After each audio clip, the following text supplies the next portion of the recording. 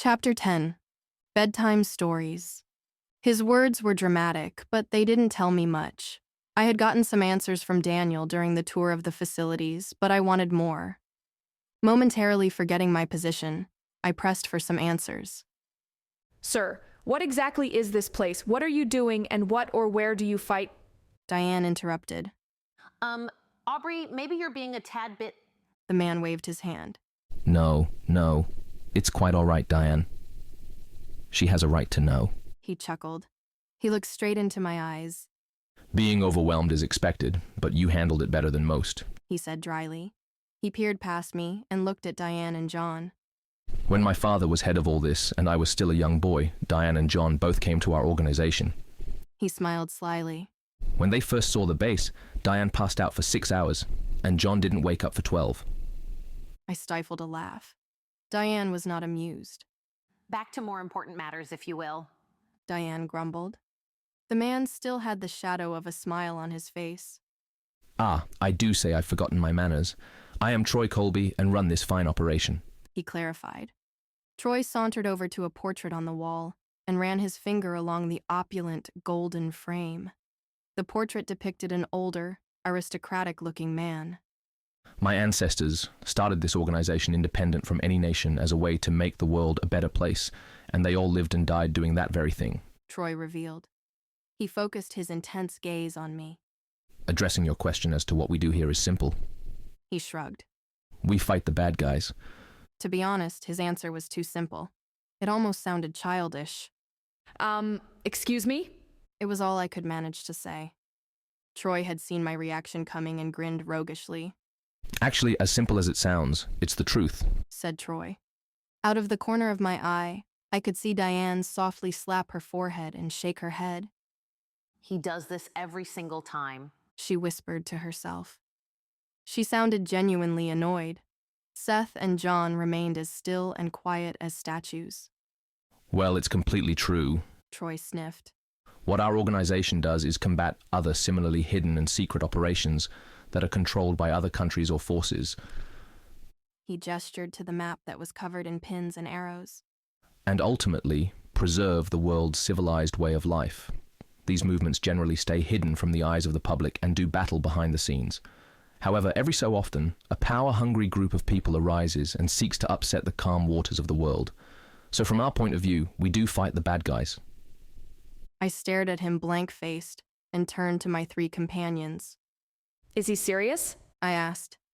Seth finally spoke up. Yes, he is. This man we call our leader is too direct and doesn't focus on details as much as one in his position should. But he's not wrong. We do fight people whose aim it is to upset the fragile balance of this world. Seth explained coolly. Apparently uninterested and unperturbed, Troy said. Thank you, Seth, for explaining.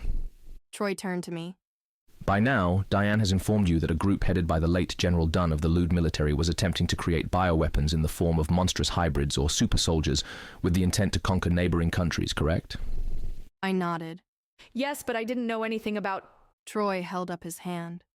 You're not on trial here. We know you didn't have any knowledge of these practices, but now that someone is once again attempting to churn out weaponized monsters and is close to having the capability to mass produce and control them, we need to deal with it. He smiled in an attempt to lighten the mood. Ms. Rosid, before we go to your old post, what can you tell us about Fort Romecan? Troy asked politely. I was uncomfortable with the formality. You can call me Aubrey, I insisted. It was clear that Troy wanted to get straight down to business. What do you want to know? I asked, unsure where to begin. Anything you think might be helpful. A brief rundown of the layout of the fort, who might still be running operations, or anything that may have seemed out of place on a military base. Items such as these. Troy clarified. It's been years, and due to my, situation, I don't have contact with anyone from my time as a soldier, so I don't know who could be running it now, but there was a man who made a big speech right after Seth killed General Dunn. I croaked.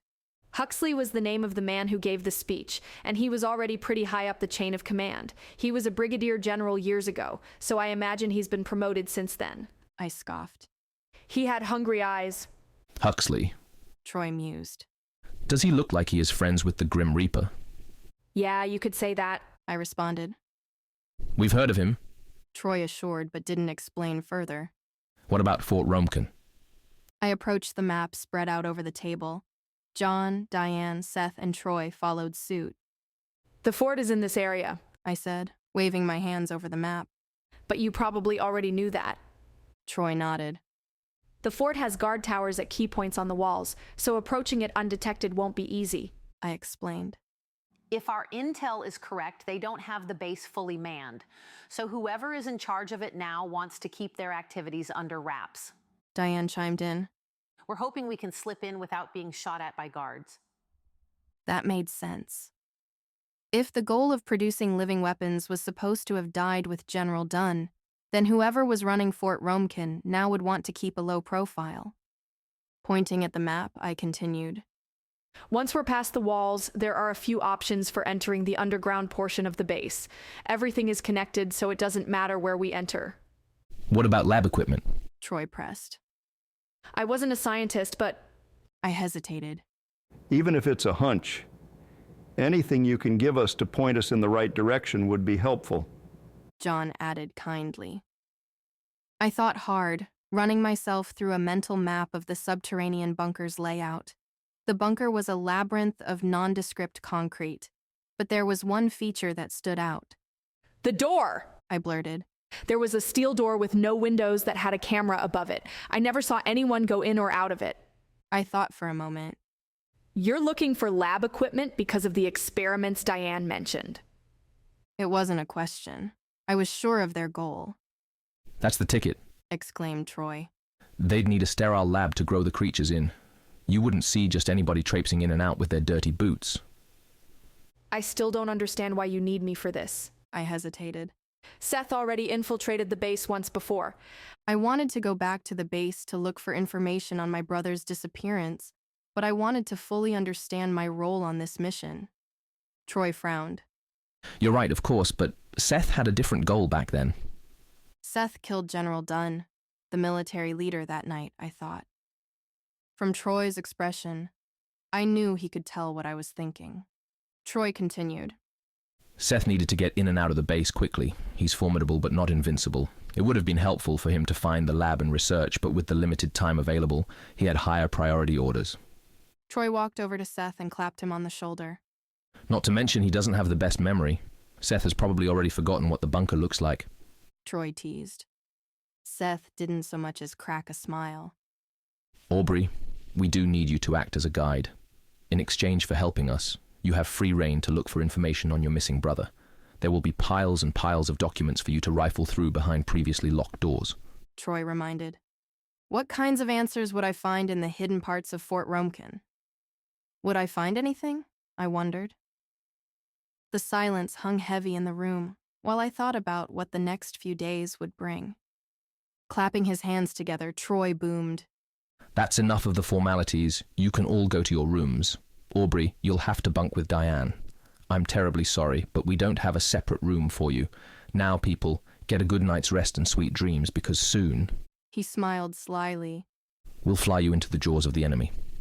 We shuffled out of the room, which had suddenly become quite uncomfortable, to get some decent sleep and prepare for the battle, Hold on a second. I gasped.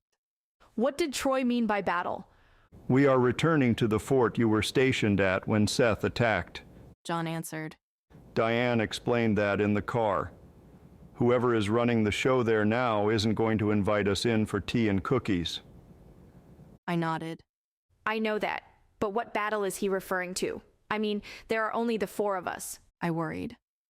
But you underestimate us and the nature of the battle to come. Diane interjected.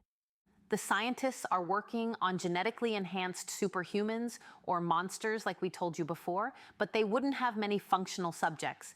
This is meant to be a covert mission. We don't want to get caught, but we might be. If we are spotted infiltrating the base, the frail little scientists will most likely use the subjects they have as a defense. Puzzled, I started. But you said they are close to finished, but not quite complete. So how can the people at the base control the... A small smile crept across Diane's face, and I finally understood. They can't fully control them yet. I finished my thought. The creatures are loose cannons, so they'll have to send them at us one by one. The trio nodded in unison, confirming my realization. That's what we're betting on anyways. If that isn't the case, we'll deal with it. Seth said haughtily. I was curious and wanted to keep talking, but we had arrived at one of the mountain base's internal walls. The wall was spotted with doors accessible by staircases that crisscrossed across the sheer rock face. Diane led me to a nondescript door which she unlocked using a small key card attached to a fuzzy purple keychain. The door swung open. If I didn't already think Diane was a bit strange, the room would have confirmed it. The walls of Diane's room were just like those of a house, and nothing at all like a cave. They were painted light pink, which matched the rest of the decor.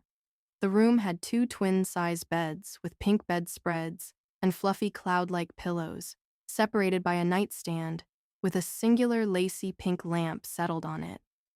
The wall was adorned with pictures of kittens floating comfortably on angelic clouds. There was one item that was out of place, however. A black death metal poster that read, Bloodfest. Diane shuffled inside and headed straight for the bed. She let herself fall back onto it. Home, sweet home! She exclaimed. I turned around, preparing to question John and Seth. What's the deal with... My voice trailed off. The only person who had remained was Seth. John was long gone. I froze when Seth's icy eyes found mine. Tomorrow, at Fort Romekin. Try not to be a burden. He spat.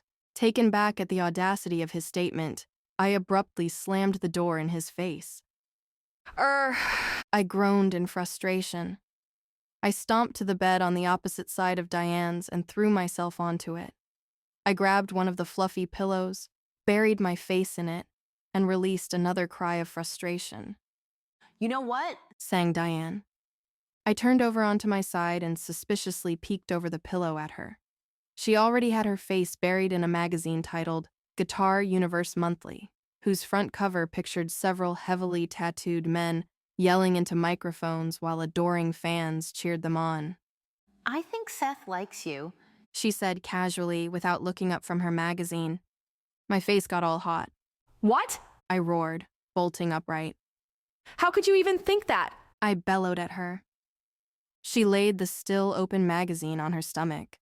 For one thing, he didn't tear through that door after you slammed it in his face, she said flatly. I slumped back down onto the bed. Diane picked her magazine back up and resumed reading. Don't worry, she said in a comforting tone. If he had tried to do anything, I would have stopped him. You? I scoffed. Of course, I'm the one who raised him, asserted Diane. Right. Daniel said something about that. I mused. What was Seth like as a child? I asked cautiously. Diane didn't speak for several moments. Seth, she began slowly, was different. I had to train him to become a productive member of the organization, so he had little time for social interaction. Even if he had the time, there were no kids here his age to play with. We aren't exactly running a daycare here, she scoffed. To compensate for being around a bunch of rough and tumble adults, he had to learn to use a variety of weapons quickly and skillfully. It's easier to gain acceptance here when you can knock a man on his back, she explained. She raised an eyebrow. You've seen what he can do with a sword? I nodded. It's true, I thought. Seth had used a sword to dispatch several trained soldiers armed with guns.